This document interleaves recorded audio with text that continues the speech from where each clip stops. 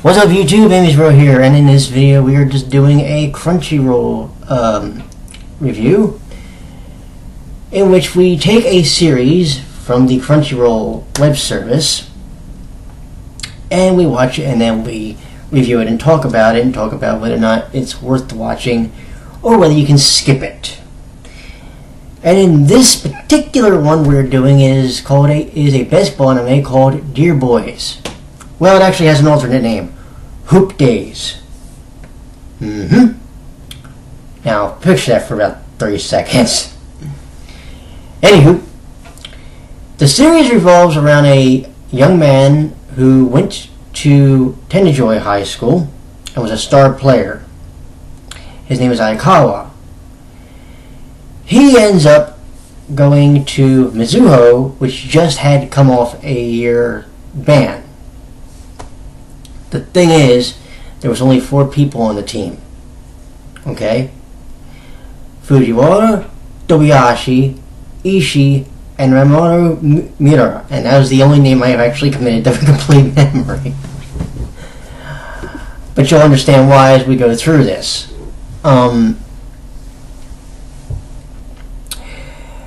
Through the course of the series, we find out about the ban, and we also find out about different things that happened in the lives of the different players. And this goes into story development and character development also. Because through the first episode or two, you find out more about the players and also about what caused the ban. Turns out the original coach of the school was a complete jerk. And he said something that Fujiwara didn't like. So what did he do? He punched the guy right in the head, knocked his glasses to the floor, and unfortunately photographers from a newspaper happened to be there and they caught it. Because of negative publicity, that's what caused the school to get the ban. That's a problem. And the vice principal was thinking about seriously just disbanding it altogether.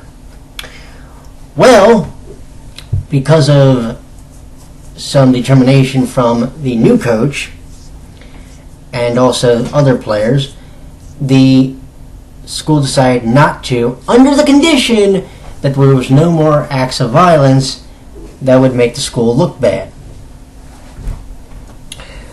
Now, of course, we should probably tell you that, yes, the basketball club does get reformed, and that is where the story really begins. What you find through this series is they have a very interesting way of telling the story. They do present day and they do flashbacks, and they do them well. You find out a lot about the different players and their lives and things that have happened before Aikawa got to the school, and you find out a little bit about the different personalities. Probably the reason why I actually committed Rimuru Miura to my memory is because he's probably my favorite character or person in the entire series. Because of his demeanor, because of the way he carries himself. He's one of those guys that you can kind of get to like. It's just a shame that, and we'll get into this a little bit more, but it's just a shame that I don't think they developed him as much as they probably could have. Then again, you could probably say that about the entire basketball team. The one main thing they always did was find a way to rely on Aikawa, and he becomes the central device in the series. Now, one thing I will also say, unlike, Kuroko's basketball, where basketball became the central focus of the series, in this series there was a lot of romantic drama. There was a lot of real life stuff that happened away from the court. Some of it was fine. Some of it I could have done without because it kind of took you out of getting revved up for the game because of everything that was going on. I will say this: if you're watching Kuroko's basketball now and you go back and watch this one, because this one came out in 2003, okay, it's a bit more realistic in that guys aren't doing, Kamehameha passes halfway across the court or any crazy stuff like that. It's more realistic basketball. Although now I'm confused because in this show, they designate the halves as 20 minutes in a high school game, but in Kuroko's basketball, it's 4 10-minute quarters. So the better question is, which is it? If you live in Japan, or you know anybody that lives in Japan and can give you an idea as to how long a game actually goes, or is it determined by the prefecture you're in, or the level you're playing at? I don't know. I'm actually curious. So if somebody knows the actual time that they play in high school basketball, comment or PM.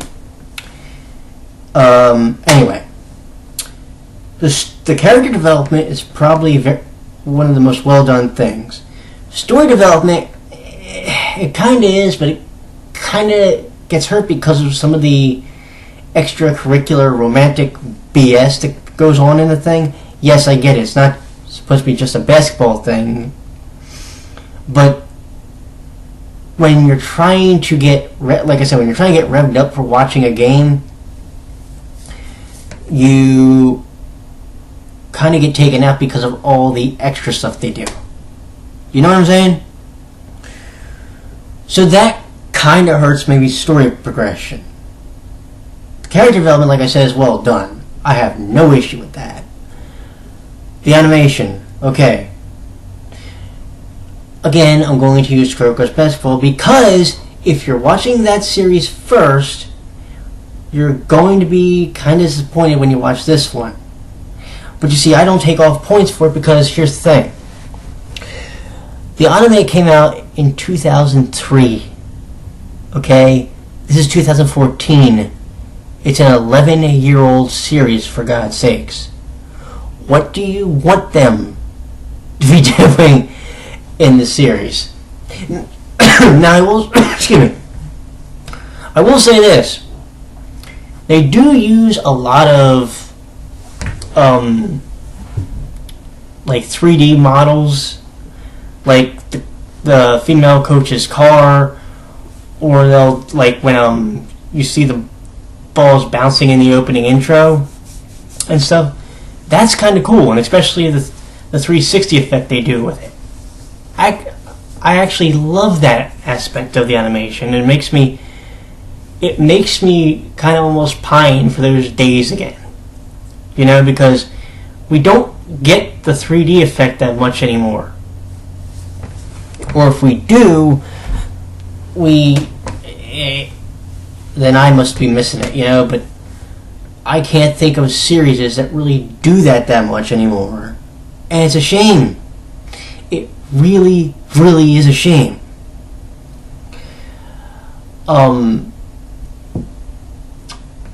But the animation is well done for the time.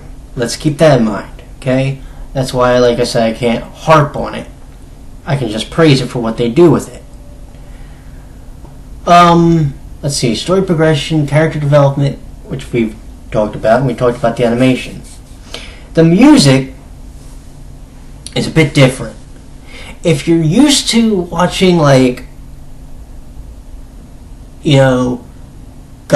say you're used to watching Udapri, okay? You watch that series, and it's a bit more of the pop genre, right? Well, the opening intro and the end song are both hip-hop rap-based songs. I guess they're trying to give you the, how do I put it? Almost the illusion or the setup that it's more of a hip style of series. I don't know, but it took some getting used to. You kind of get used to it towards the end of the series, and you're like, all right. But what's even funnier is they do that, and in the middle of it, especially during the games, you have like this techno funk type music playing to get you amped up for it, which you kind of need because the other stuff almost takes you out of it. Speaking of, I'm not going to tell you the ending, but I will tell you that this is the second series in a row that I have watched through where the ending kind of deflates you as a viewer. Because, okay, you build up to the final game of the tournament. Okay? The Perfect Your Basketball tournament. You're building up to that. Then the ending of that game comes, and you kind of go, okay, maybe I expected that. But then you get to but that's episode 25. Then you get to episode 26, which is the final, and the final episode just kind of makes you go, ugh. It brings you, because you're kind of up here on the adrenaline rush from the end of the last game, and then you just kind of go, pfft. You know what I'm saying?